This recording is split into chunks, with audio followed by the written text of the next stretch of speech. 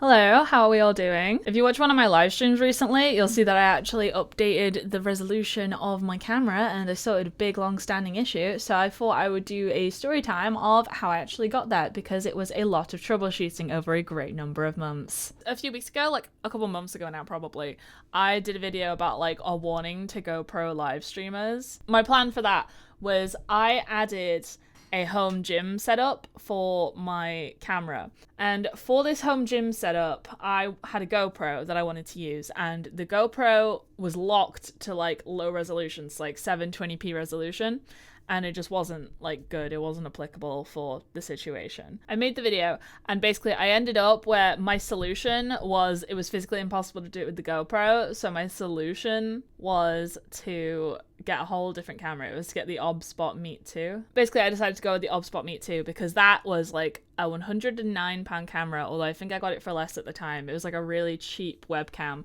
that came with 4K installed. It came with HDR. It was a slightly narrower field of view, but it ended up being like a really good camera for my home gym, and it was like the best thing I could have gone with. I had a similar issue to what I had with my warning for GoPro live streamers video, but I had it with my Canon R10, which I'm shooting on right now. I have my Canon R10 and I set it up, and for ages I was like, what is wrong with it? Why does it just constantly seem a little bit blurry? Like, what am I doing wrong? The first solution I did was make sure that I had a you have to like go at this systematically. So I started with the OBS software and I confirmed I definitely had a 4K canvas. And I did have a 4K canvas, and I had to stretch out my video feed to be able to fit properly in the 4K canvas. So I already knew that the video feed from the camera was not correct. So then I had to go, I'm probably not going to remember this in the right chronological order, but then I had to go and I had to check that my camera was shooting in 4K. But when it was shooting in HDR, it wasn't shooting in 4K. And it has the menu where you can choose the resolution and the frame rate of what you're shooting. And it didn't allow me to change the option that it had. It was all grayed out. I couldn't even access the menu when in HDR shooting settings. And it was locked at Ultra HD, which is like 1080p. It was locked at 1080p at 25 frames per second when in HDR. And I wanted ideally 4K at 50 frames per second because I like the more fluid, but when you're just doing talking head content, you don't really need that much. So I'm on like 25 frames per second now because that was like the solution in the end. My next step was checking why is it locked in this movie rec size. So when you go on the Canon R10, it has 3 video modes. You have the physical dial at the top and you put it into video mode, and then it gives you a menu to choose either auto video, manual video, or HDR shooting. So I naturally clicked on HDR shooting mode, and that was when it was all grayed out. So I thought if I'm in HDR shooting mode and I need HDR so I can have like the richer colors and the bigger dynamic range and stuff, like the brighter brights and the dark darks and all that, and like the bigger spectrum of color, which is really important to me, I had to work out why it wouldn't let me change it. So then I started looking at my connection between the camera and my laptop. So up until this point now, I have been connecting my camera via the USB-C option. So I had a cable that came with the camera, and it was a USB-C to USB-C cable, so it can go on my Thunderbolt port. But then I realized after some investigation that Canon paywalls anything above 1080p for their cameras that use EOS webcam utility, which is the software option of connecting your camera to your computer to be a webcam. Any EOS R series had to like pay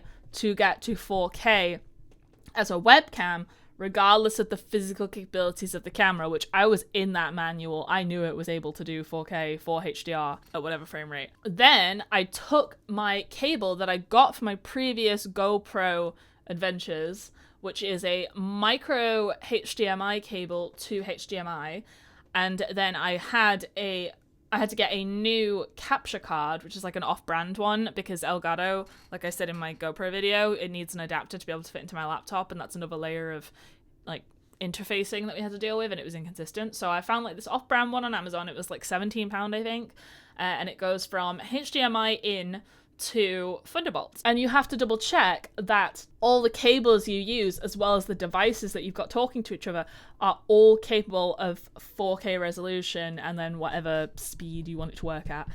And I made sure that these were all capable and compatible.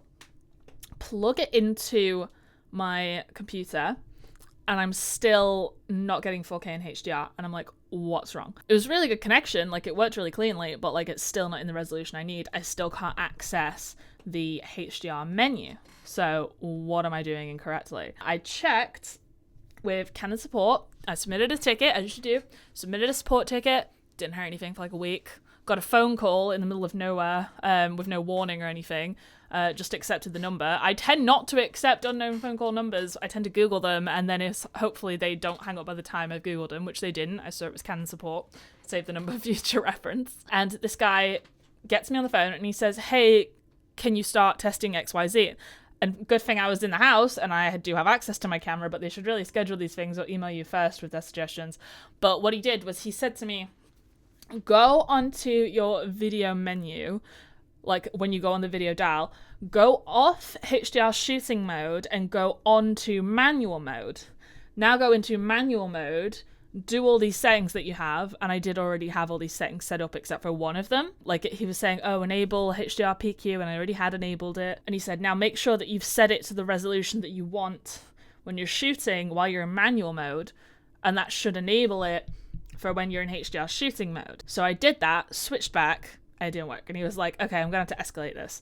And he said, I'm going to escalate this to internal investigation. I was like, great, thank you, and hung up. Before he hung up, he said I should expect to hear something within 3 to 5 business days. So I wait another week and a bit, right? We're like 10 days now, like 10 business days, almost. And I emailed the ticket, because so the original like response, the auto response to when you submit a ticket, it says don't reply to this email, because no one's going to answer it. But when they actually reply to you in terms of email, you can reply to the ticket. So I submitted a second ticket referencing my first ticket, which is yet to be closed, the reference number. And then I got an email from an actual person who's like a caseworker and saying, hey, sorry, our internal investigation didn't establish anything, so we've escalated this to the product team, you know, the people who actually know how to use the device, which I feel like the product team should just be doing all of these support requests, because obviously your help workflow did not necessarily help. And then I replied to him saying, oh, we had another issue turn up. This is an issue that's been running in tandem with the resolution issue, but hasn't been bothering me as much, which is I have had a visual lag in OBS for ages. Now, it confused me because this problem developed before I decided to make the change from the USB-C cable to the micro HDMI cable. But it's an issue where if you look at some of my previous live streams, some of my previous videos, my speech is a little bit after the visual. Now, I've already fixed it, and I believe that it's still fixed now because I just tested it when I first started streaming. You would see it was just like a little bit off, and sometimes it was inconsistently out of sync with my voice. Now, because I use a separate camera and mic with an audio interface, you could possibly expect that to happen because it's not coming through the same cable, not coming through the same feed, different processing systems. But this had been an issue for a long time, and it only started like a couple months ago. Like, the lag started when I had no issues with the rest of my setup, in my mind. Nothing changed, it just decided to start lagging. So they believe that was a firmware issue. And this is an issue that I've still not really understood what went wrong, although I've resolved it now. Because when I switched to the HDMI version, you got to account for the fact that it's got like a longer cable, and it's got to go through different interfaces to be able to reach the laptop, so maybe the information's getting to the device later. But the lag wasn't happening in other apps on my computer, like it wasn't happening when I was on Zoom or Google Meet or Discord or anything like that. It was just happening when I was recording in OBS, like the visual lag, but it had been happening before I changed the cable, so that's still confusing. Another issue that had been developing was it was randomly turning itself off and randomly freezing when I wasn't doing anything with it, and I would have to turn the device off and on again in order to sort it out. So that was probably a firmware issue.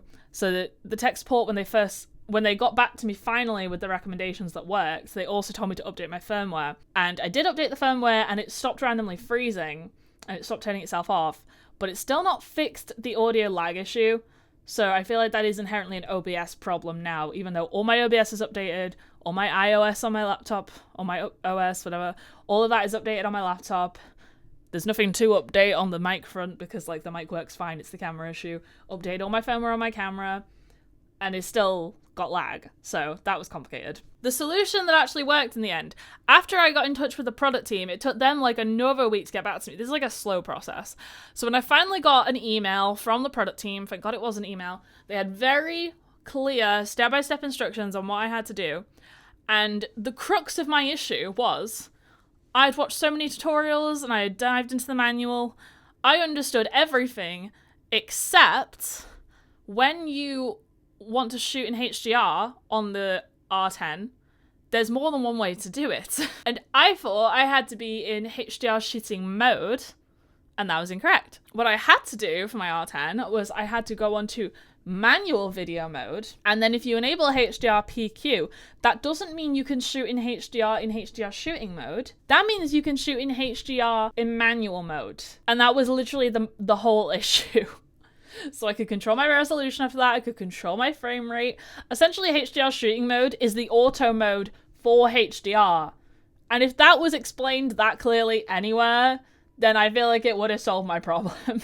But that didn't happen, so I solved it myself. In the end, I still had the visual lag issue. Now, this is what I finally sorted today. I was recording some test clips when I was changing out the frame rate and stuff anyway, so like I had some footage of various settings and various setups, and I did some with the internal mic, and it was still an issue when I used the camera's internal mic, I want to note. So that's a different problem. It's definitely an OBS problem. Did some with that, and I did some with my external mic setup, and I recorded those clips and I put them into Final Cut Pro. I've not been live streaming in this time because the visual lag has been infuriating me so much. I think my last live stream was the Roblox game where you can see it's an issue. I've been doing pre-recorded videos because I can go into Final Cut and I can detach the audio and offset it, and then that syncs up fine for my recorded videos, but it just adds another step to my workflow, which is like infuriating. I went to Final Cut, I took all my clips of my tested clips with my new 4K footage in HDR, and it was all beautiful, and I put it into Final Cut Pro X, or not X, I just say X because it had X when I started using it, Final Cut Pro, and I detached the audio and I offset it. Now in the past, the visual lag has been inconsistent and it sort of drifts throughout the file, so it was really hard to sync it up. Now it's consistent since I updated the firmware. So now that the firmware is updated, the lag was consistent and it was offset on a timeline of 24 frames per second. Although now I realize I was shooting at 25 frames per second. So now I need to do that next time. But I was shooting at 24 frames per second and it was offset by 6 frames. So then I went to an online calculator and I put in how many milliseconds in a 25 frames per second. So 1 frame at a 24 frames per second rate equates to, I think, like 41.3 milliseconds. So then I calculate that up to the 6 frames and it came out to 250 milliseconds, which is a nice little, that's a good number to work with. So then I go into OBS and I click on the audio mixer and I get the mic source, and I clicked on the wrong mic source at first, so I panicked when it wasn't working and I did like the reverse for minus or whatever. But I go to the audio mixer and I click on my external microphone and I put an offset delay of 250 milliseconds. So now as I'm streaming to you now, my whole stream is like a little bit delayed. It's like already a little bit delayed because I'm on normal latency, and then it's also a little bit more delayed because I have offset the mic to slow itself down and lag in time with the visual lag. I've done that now and it's all sorted. In relation to the colors that I was just messing with for HDR mode, so in HDR shooting mode, where it's like HDR auto, the camera takes care of that, and I had all my beautiful colors that you've been seeing in like my past live streams, because when I do it on my pre-recorded videos, I do a little bit of extra color grading just to like zhuzh it. But when you're live streaming, everything's coming straight out of the camera, especially when you're doing HDR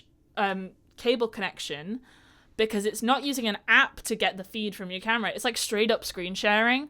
Like when you plug a HDMI cable of like your laptop or your gaming console into your TV, you can just see the whole interface. So if I click on the menu now, you can actually see my menu options and stuff. So it's straight up screen sharing what I'm showing. But because HDR works by showing a high dynamic range, that's what HDR stands for, it shows more of the brights by having a slightly like too high exposure, and then a slightly lower exposure, and then a mid-range exposure, and then it compiles them all together. So when you look at that on a screen with like default standard settings, it'll look super desaturated, the colors look disgusting, it looks ugly, and I didn't want that to be seen when I was live streaming. So then I went into my deeper settings and I went onto picture profile, and this is like an internal version of Illute. So instead of the picture profile being standard or neutral or anything, I think there's other ones like landscape and portrait and stuff. I ended up going with faithful, which like is supposed to be faithful to the eye. I had to look up more tutorials for this. So if you go on faithful, but then I noticed that the black still looked a bit desaturated and looked really grey. So then I went deeper and I turned off highlight tone priority. So then that looked acceptable to me, but it looks different. It looks slightly different when you feed it through OBS, because OBS HDR footage looks more desaturated than HDR footage looks in the camera. And since I'm feeding into OBS, I had to do a layer of it there. So now I could only test it just now. I tested it in Discord last night and earlier today, and Discord actually configures itself automatically for HDR footage, so it didn't look desaturated at all when I opened it in Discord. So if you're wanting to use it as a webcam for like calls on there and stuff, then that's great. I have no idea how Google Meet or any of the other streaming like phone call video conferencing apps will handle it, but if you want to do it in Discord, then it completely like color grades itself automatically. But I had to test it when I logged in now on YouTube, because I have no idea how YouTube Studio interprets that data, and now I've just changed it. So I increased the contrast by 0.5, and then I increased the saturation by 0.25, and here we are. And I feel like it was the most complicated thing in the world. I've been doing video production for like 12, 13 years now. I literally started YouTube when I was like 14, and I've just been going ever since, really. But I feel like color science and like the actual like the way the camera interprets light and interprets color, I feel like I've really leveled up that skill for me, as opposed to like shot types and building a story and like script writing, and like I like producing. Like if I were in a bigger film crew, I would choose myself to be either the producer or the AD, because I like making stuff happen, like scheduling. But as a camera operator, I've always felt a bit more uncomfortable, and I feel like I've really leveled up my ability as a camera operator and a technician recently. Always upskilling. If you clicked on this video, it means you probably like the thumbnails. Go to my website, dibdabdigital.com/shop to get me to make some thumbnails for you as well. Make sure you subscribe, and thank you for watching.